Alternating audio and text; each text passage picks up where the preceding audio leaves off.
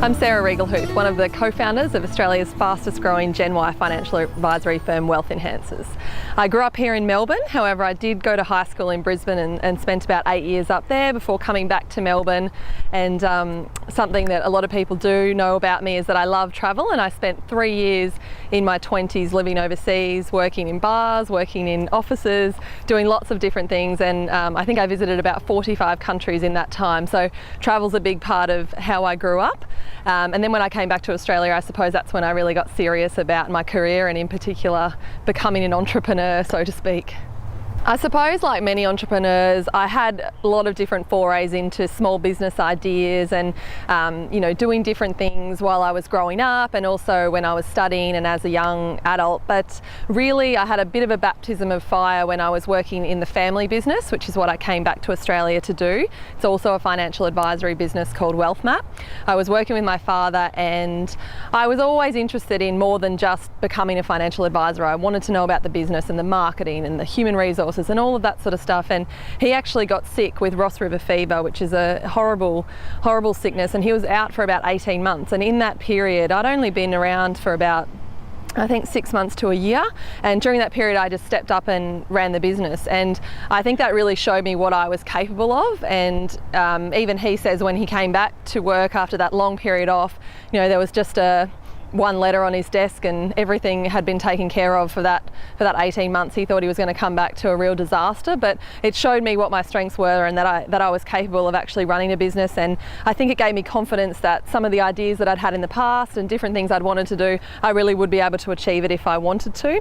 So after working in financial services for quite a few years, I started to have a bit of an idea about what I thought would be a great way to deliver advice, and that young people really needed to be seeking advice from an earlier age, and that just wasn't really happening in the industry. So I was at a conference and I actually fell in love with my now fiance, and we incorporated our business 6 weeks after we met. So it was a meeting of the mind and a meeting of the hearts, we like to say, and that's how we really started Wealth Enhancers. And we started quite big. We probably bit off more than we could chew and then chewed like crazy. We got an office, we took a staff member with us, and we risked everything in the early stages so that we could grow a bigger company, and it has paid off. I think that risk really has paid off. We're now in Sydney and we have 12 staff members, so it's just been growth by growth by growth since the early days, and it's been really fun.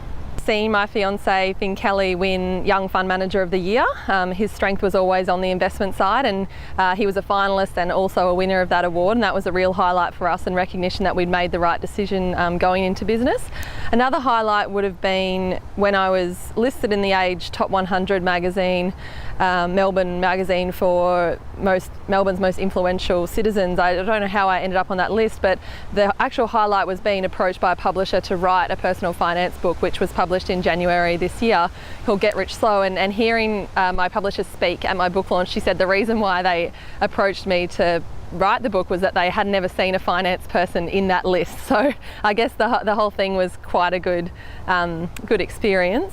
Other highlights would be expanding to another state and seeing the success of that. And I've just come back from 3 weeks overseas, and every time I go away I feel like a success that is success in itself, because my company runs just smoothly without us there, and I think that's probably a really big highlight for us.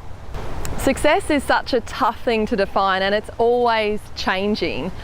I think for me, as I mentioned, having a company that's running without me as an integral cog in the wheel is success. And I think that I've still got, even further to go with that, and it'll be a lot different when I have a company with 100 staff and 1,000 staff, but that will be success to me when I have a huge company that also runs without me as being an integral cog. I think the biggest thing that I have in my sights right now, though, is to take Wealth Enhancers global, and that for me will be a real sign of success. Doing something that I probably never envisaged that I would do when I first started this company, or certainly not when I first started working in financial services. To take the company globally and launch it in another country or several other countries will really be something that for me right now is what I will determine as being success.